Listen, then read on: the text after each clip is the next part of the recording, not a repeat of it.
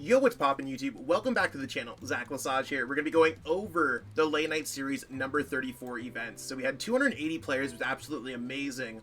A lot of top players going on in these events, and I mean, what we're going to be covering is just the top cut nowadays. You can see that there's a lot of strong players that just fell outside of that, but I think top 8 makes it a lot more concise and makes these videos just like to the point. So we're going to be starting off with Evan Campbell, a player that regularly makes top cut in these events. Let's see what we got going on for their list. So we got an Arceus Lycanroc deck, which is really cool. I like that a lot, because Lycanroc is going to be helpful against Arceus Mirror. I think Arceus is just going to try to accelerate energies to Arceus, and you're going to basically be using the Starbirth to search out whatever you're looking for, Trinity Nova. You can also power up a Lycanroc, like I said, for Mirror.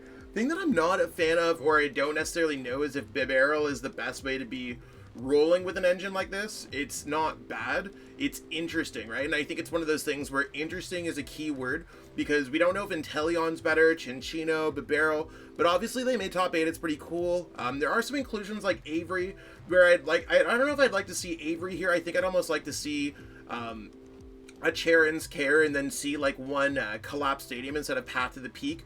But overall, it's a solid list in terms of just seeing what Lycanroc can do. Well played to Evan. Overall, absolutely awesome job. So we're going to go back and see what we got going on here. We're going to go to Morgan. Morgan playing Malamar. So Malamar is going to try to rip all those Rapid Strike cards. So when I'm looking for a Malamar list, I'm typically looking for both Boss's Orders and Escape Rope. That's kind of the way that I've been liking to play it lately, because Escape Rope gives you the option to play Cynthia's Ambition and potentially knock out something worth a couple more prize cards. So that could be pretty helpful overall. That being said, it's good. It's just going to be doing, it's pretty typical. We see only the Malamar and Inteleon list nowadays. I do like the inclusion of the quick shooting. I do like a lot of the cards in this list. Nothing that I would really change, to be honest. It's just finding that spot. I think the spot where I have the Escape Rope in my list is a Remoraid, and I think most lists are very much the same as Joe Bernard, so we'll have to check that out. But great job to Morgan. Moving on to Marco playing Suicune Ludicolo. Suicune Ludicolo just won the GG Tour tournament overall. I was casting that one. That one's sick. The whole goal of this deck is to basically go Blizzard Rondo, load up your bench, load up your opponent's bench, and then you have Ludicolo to get that extra damage off with Enthusiastic Dance, and you can just kind of balance things. A lot of lists are playing the quick shooting Inteleon nowadays, which I think is really cool. I like that a lot. But nothing crazy. I think this deck is incredibly difficult to play. I don't think there's any changes that I would make. This just to me seems like a stock Suicune Ludicolo or the Suicune Ludicolo list. Beyond that, I mean, it comes down to, did you hit the right combos and play well or not? And I think that's really where it is. Marco definitely playing well. Let's see what else we got. We got Mathlou playing Arceus Inteleon. So we can see that this Arc Inteleon list, very interesting list. So going 4-3, I mean 4-3-2, no quick shooting. So I think quick shooting is a really good card in this deck because Trinity Nova does help out a lot of numbers. Same thing with having Zigzagoon, it helps out with a lot of numbers. So this deck just doesn't really have a great way to respond into a knockout against another Arceus V. So if you go first, you don't get that immediate advantage. You'd be going double turbo energy and another energy. That'd be doing 180. Even if you have a choice spell, you're not getting the knockout, and you don't have a way to get the knockout without the quick shooting. I like the Dunsparce. I think Manaphy is cute, especially with the amount of Rapid Strike and Jolteon we're seeing in the formats. Flannery's a cute tag. I'd like to see a little bit more draw power. I think there's really limited on draw power. This deck seems like it can be very inconsistent. And I'm not sure how I feel about just having extra, like, capture energies instead of double turbos. Like, there's a lot of things that I do like about this deck, but it's very odd is probably the best word that we're going to go with today. That I just don't, I like the tech choices. I think it shows kind of to the extremes of what an Arceus Inteleon deck can do. But Mathlou is always doing very well at tournaments, so shout out to them for seeing that success. That brings us through our first half, or basically top 8s. Let's move into our top 4, seeing Jonathan Patricio, another regular to these top cuts, playing Single Strike Urshifu VMAX. So kind of a deck that they're the only ones who are basically playing. The Morpeko is great to go against Malamar decks, and the whole goal is to basically single strike roar onto various attackers and choose the right type or Pokemon for each situation. Not sure how I feel about Tool Jammer. It's interesting. I think the one fighting energy is cute. I think everything else is pretty well constructed. I don't know if I like, well, I'm not going to say I don't know. I don't think I like the Great Ball at all inclusion in this deck, and I think some of the lines can be changed up, like a 2-1 seems a little bit more acceptable, but again, it's going to come down to player preference, and Jonathan knows what they're doing when it comes to this deck, so shout out to them for rocking Single Strike where no one else would. And moving on to James Sims, crushing it out all day. So going with Arcanteleon, I mean, you can see that there's a lot of the changes that I was really liking from the other list. However, they decided to go with a little bit more of a teched out line with the Crobat V. I'm not sure how I like the Crobat V, because against like decks like Mew, it just gives them another easy target, but it's not bad. It's definitely something that's acceptable. For mirror cases, I do like Double Charon's Care, but maybe Sydney and all these other things. I do really like Clara. I think Clara is completely underrated in this deck. However, I also think that their lineup might be a little bit light with the Research and the Marnie.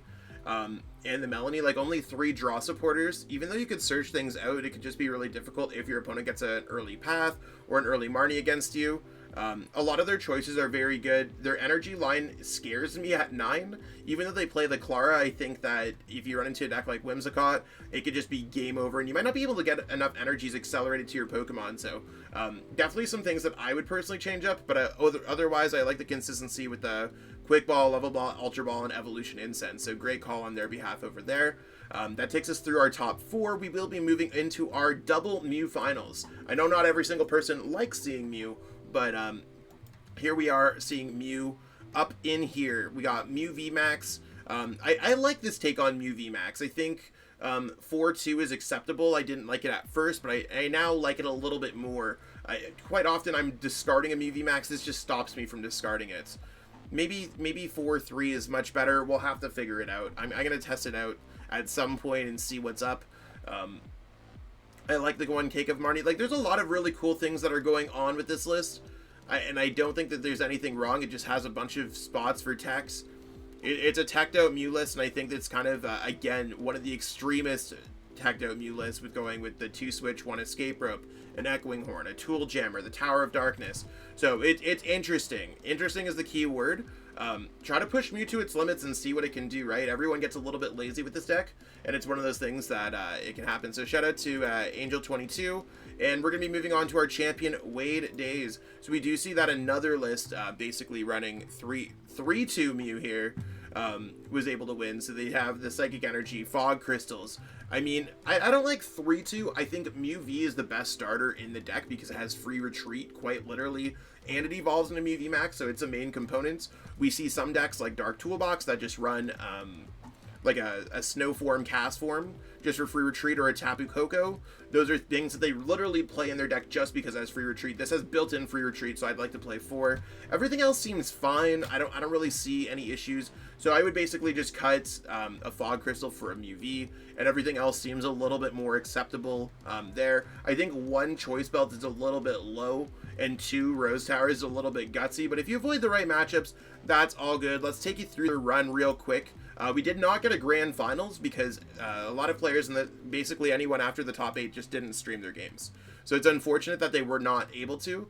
They had a great Swiss run, starting off 3-0, even beating a Gengar deck, running through, hitting some normal things. You could see that they struggled against some top matchups. Had a great phase 2 Swiss and then ran all the way through the top. So pretty typical for a champion. Normally I feel like most players who are winning these events have more than 6-2-1, but that 4-0-1 in phase 2, absolutely amazing.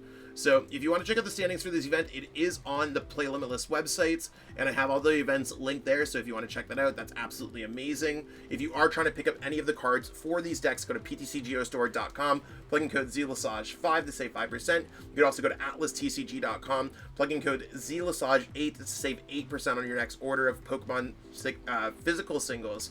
And if you are trying to get any better at the game, learn anything, or you just want to have a kind of a good person to throw some ideas off of, hit me off at metafy.gg/@ZachLassage. I am definitely accepting some new clients right now, so totally hit me up. It would absolutely be amazing. A little bit of a shorter video today than we normally have, but I appreciate everyone for tuning in, and I will catch up with all y'all later. Have yourself a great weekend, and I'll be back up with some more content. I should have something going up tomorrow, if not Saturday. Peace out and have a great day.